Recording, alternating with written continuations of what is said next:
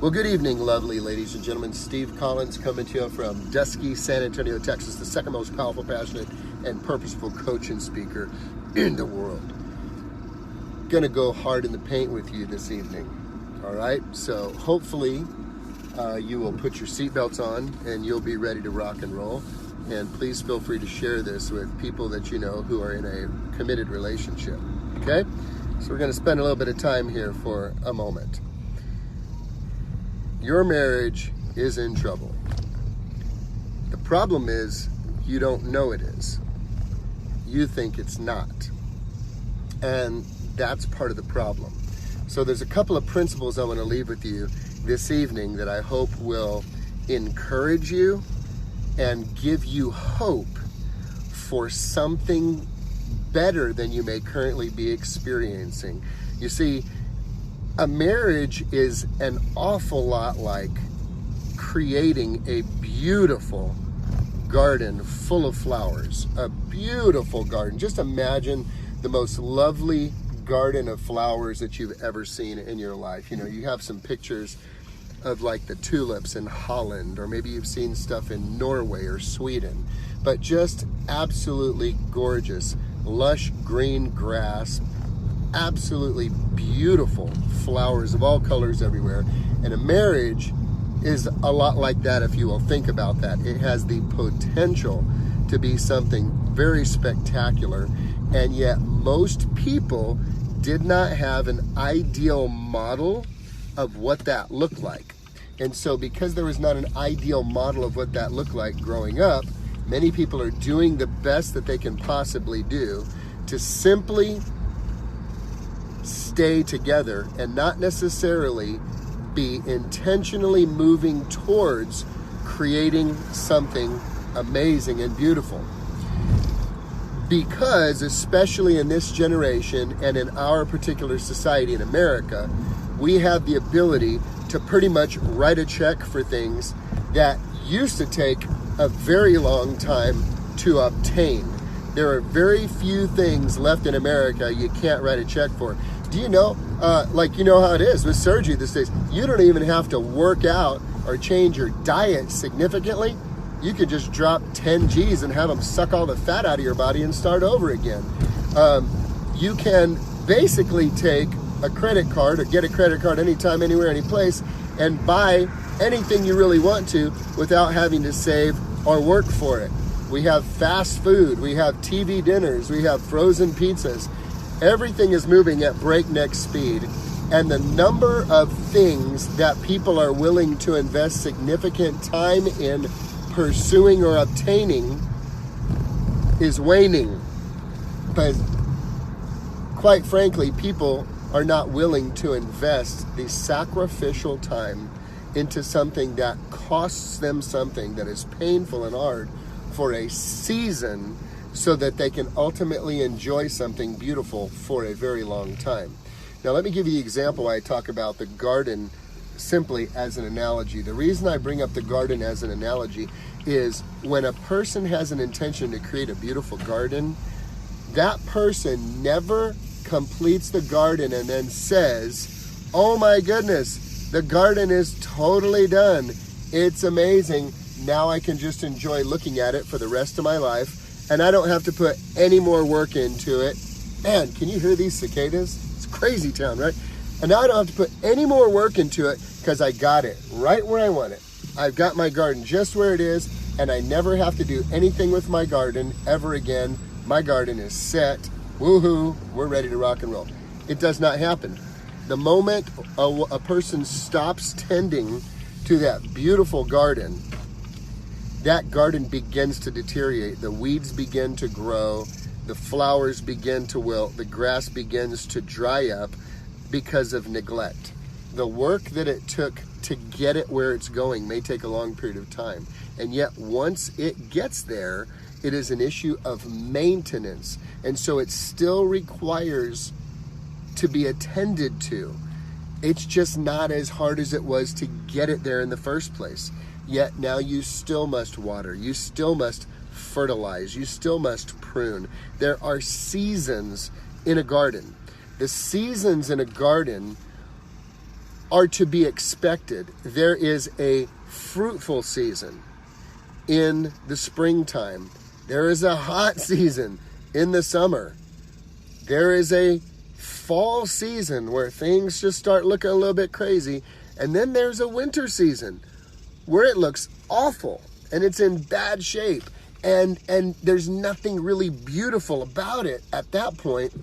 No beauty that you can see on the outside. Everything looks terrible and everything looks bare during that winter season. But what most people forget is that it's during that winter season when everything looks like crap that the roots are going deep, deep, deep, and wide, wide, wide, creating an even tighter network and an even more solid base for the growth that comes in springtime. And you see, relationships are a lot like that. They're a lot like a garden, a beautiful rose garden that requires tending to. So when I say it's all your fault in a relationship, particularly in a marriage, here's what I want to impart to you. If you are withholding going all freaking in, I mean all in, where you are like, no holds barred, no plan B, I'm going in and giving the very best that I can to grow and become the type of person that can have an amazing relationship. If you are not doing that because you have put a condition on your spouse, well, if she would just do this, then I would do that. Well, if she would stop doing this, well, then I would stop doing that. Come on, buddy, it's okay.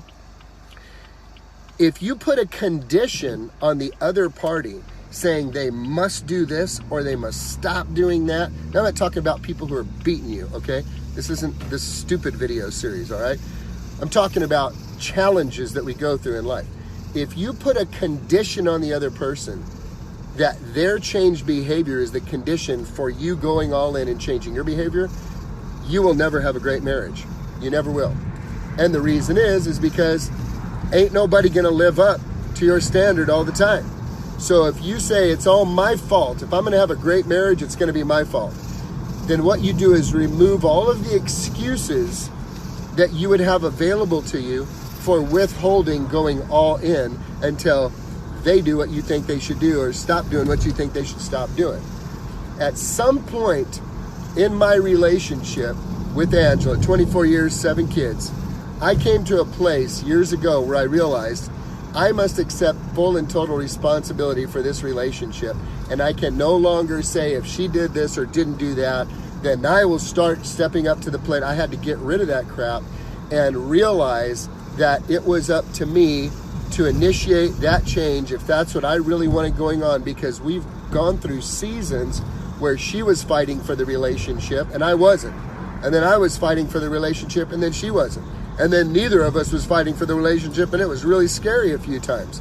And so what we come to the conclusion of in this space is that if I accept complete and total responsibility for that relationship getting better, then I have to have a couple things. Buddy, I better have a big faith in the good Lord that it's important to him for me to remain in that relationship, of which I'm certain it is, and get some strength and wisdom from above. And number 2, I have to be willing, catch this is a big one, I have to be willing to be really crappy at it before I get good at it. I have to be willing to be really crappy trying my best as a husband before I get good at it, because everybody loves to quit when it gets hard. Everybody loves to quit when it gets hard. And here's why everybody loves to quit when it gets hard, because it's freaking easy. It doesn't require any staying power. It doesn't require any deep-rooted character to quit. It doesn't require a heart like Rudy Rudiger in the movie Rudy to quit. It doesn't require the heart of Rocky Balboa, who we loved watching, and he's a fictional character, but all of us were impacted because we saw somebody go from nothing to something in transition and continue to get up every time they were knocked down. Everybody quits. Very few people put in the time and the effort and the energy and accept complete and total responsibility for being the change, and then being patient and waiting and trusting that as you get better, things are going to get better. As you change, things will change. Jim Rohn says it just like that. For things to change, you got to change. For things to get better, you got to get better. If you are putting it off until your spouse gets the program together the way you think, you are going to be a victim in that relationship, and you're never going to enjoy the big life that's available to you for being one who stepped up to the plate, accepted responsibility, and made the decision that if it is to be, then it is up to me. It is going to be on me to do it. It's all my fault. If my marriage is failing, it's my fault. If it's succeeding, it's my fault. I'm going to accept full and total responsibility because now I am without excuse. And if you are not surrounded by people who will back you up in that, you're toast. You are done. Let me give you an example. Sir, if you're having problems with your wives and your hunting, fishing buddies get with you and go, yeah, man, my wife is a psycho too, man. Let me tell you, this girl I can't do nothing right. She just complains all the time. And, is it too much to ask her to make me a sandwich and bring me a beer when I'm watching the games? I mean, what the hell, man? Here's what I do. They're crazy. They're all crazy, man. Hey, how's that secretary you got at work? She seems to be real cute, man. What do you think about that? If you're surrounded by those guys, you're toast. If you're a woman and you're going through a hard time and you call your friends and she's like, your husband's just an ass. He's awful. And let me tell you, that's how guys are. Like, he hasn't changed. Like, we talk about this all the time. I mean, girl, seriously, you're so beautiful. There's so many people out there that would treat you better than you're toast. If you surround yourself with granola friends, what are granola friends, you ask me? Oh, I'm glad you asked. Fruits, flakes, and nuts. If you surround yourself with granola friends, you're going to have a granola life, and you probably will not stay married. Dude, you need to be around a dude that's going to say, suck it up, buttercup. You're the man. This stuff's hard. Deal with it, pal. It's your responsibility. It's your responsibility. You got to work on you, treat her like a queen, by faith, do the next right thing. Hey, if it's having a hard time, you're struggling with it, welcome to the club, sucker. This ain't the Mickey Mouse Club. This is the grown-ass man club, and you need to step up and be the man in that relationship. Forgive me for I just said that out there. I just realized that came out of my mouth. I get a little passionate and fired up about this stuff.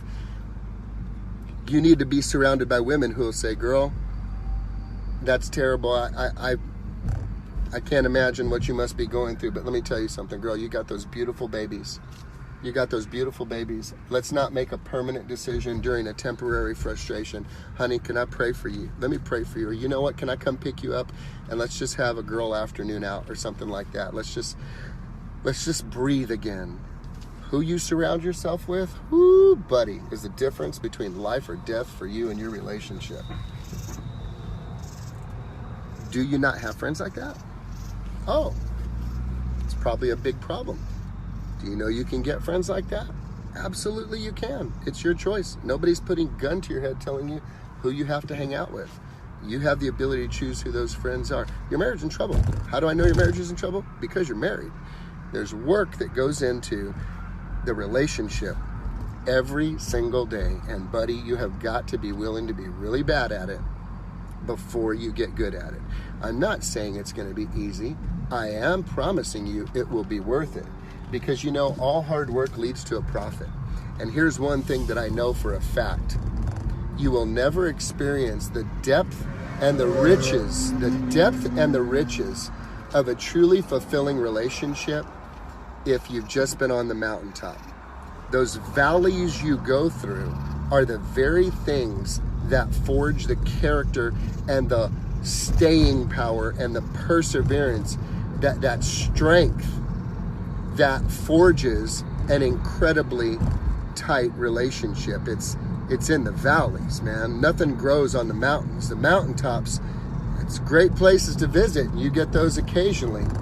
So if you're unwilling to accept complete and total responsibility for your marriage, if you're unwilling to get a new set of friends who will speak life to you and support you in your relationship, if you're unwilling to give grace and kindness and mercy to your spouse when they're going through a hard season, and you may be too, if you're not willing to do those things, you're toast. you're toast. You're just not going to make it. Because when things get hard, you're going to pack your crap and run. So let me encourage you tonight. There is hope for your marriage. And it's not going to come from Prince Charming or a Sleeping Beauty showing up in your life. It's going to come from you accepting complete and total responsibility for changing your damn self, working on your damn self, and putting in the hard freaking work that nobody can put in but you. And we both know if you're half-assing it, don't we? We both know if you're just giving your minimum daily requirement versus your maximum daily effort. We both know. And you will get what you deserve in your imagination, because you and your spirit and your heart will know if you're really pouring out everything you can. There's no way you can pour out your very best day after day after day without it creating some change. It is a principle of life called reaping and sowing. We reap what we sow, man. And if you put in the hard work, I promise you, it's not going to be easy. And it will be worth it, because you will then be a person who has walked through the furnace of affliction and who has a history with another person of grace, mercy, forgiveness, love. Grace, mercy, forgiveness, love. Grace, mercy, forgiveness, love. Continually growing and becoming more and more united as a couple, because you were willing to put in the hard work. Do you want a great marriage? Do you want a great relationship? Well, then I suggest you get prepared to put in the hard work. You hunker down. You don't quit. You don't give up. You don't give in. You don't throw in the towel. You recognize that just like a beautiful garden, there are seasons that you will go through. And let me tell you, if you're in a winter season right now, baby, you hang in there and you fight for everything you've got, especially if you've got babies, you've got kiddos. I don't care if they're 30 years old. You fight for that relationship. You fight for that marriage, and you trust God to do what you cannot do. You do your part and trust Him to do His part. Ask Him to do His part as you do your part. And let's just see if you can't wind up with a fantastic and beautiful garden. Have a great evening, guys.